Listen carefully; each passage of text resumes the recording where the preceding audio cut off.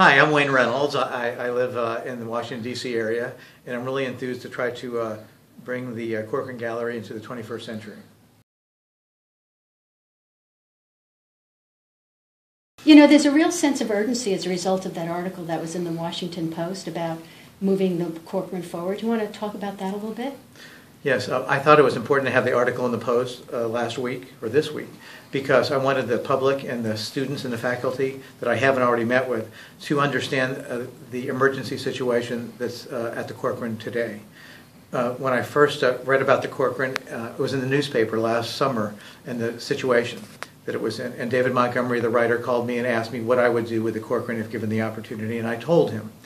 And then come November 12th, I met with Fred Bolaher and Harry Hopper about what they thought they would be doing with the Corcoran, and I was really shocked at the time because their two concepts were to give away the art to the National Gallery and be done with it, and give away the school to GW, and that was their solution. So then soon thereafter I met with more of their board members here in my office, and I was really shocked by their plan, which was to do just that. And I told that was shameful to the legacy of Mr. Corcoran, that they can't do that to the trust of Mr. Corcoran and to the institution, because it's a breach of their duty as trustees to take care of the institution he created almost 150 years ago. So what do you think is in the best interest of the Corcoran right now to be done?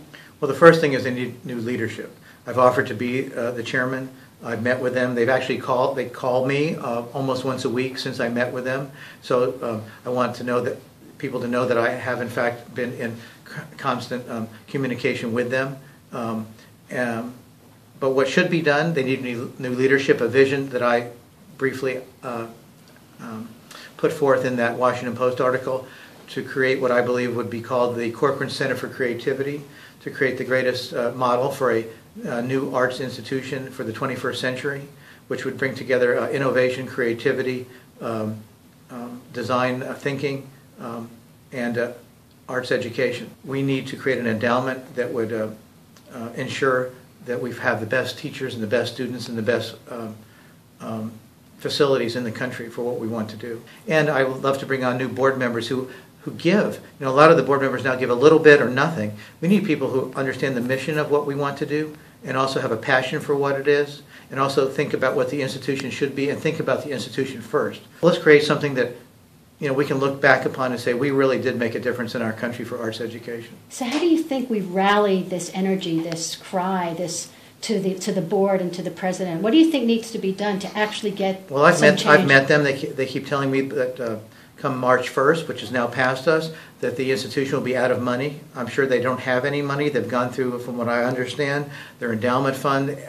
Every asset they have that's liquid, there's no money left.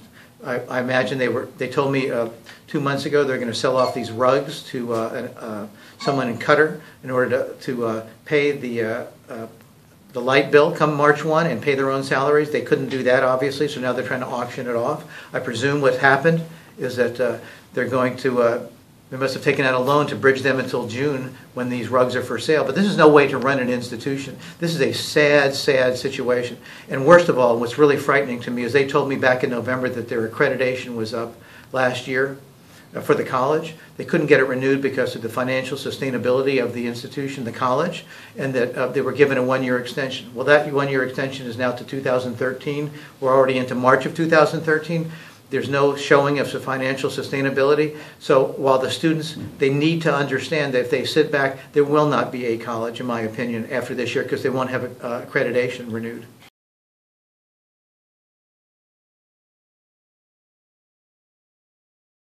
So many of us in the community, whether we work directly for the Corcoran or we've attended the Corcoran as students, museum goers, really want this place to survive and thrive.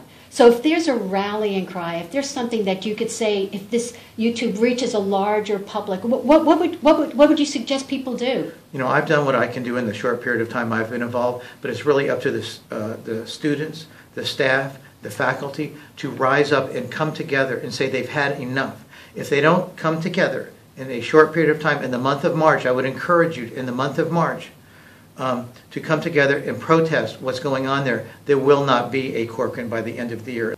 The accreditation will be lost, in my opinion. they can maybe survive off the money from these rugs. There's no one else in the community that's come forward that I know of, except I understand the University of Maryland wants to come and take over the school.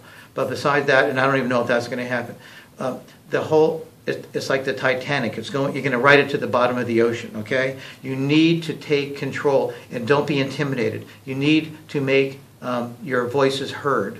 You need to come together, and I'm willing to come together with you at a place, and then, if it was up to me, stage a protest at the Corcoran that we've had enough. It's time to take action. If we don't take action, we're all going to go down with the ship.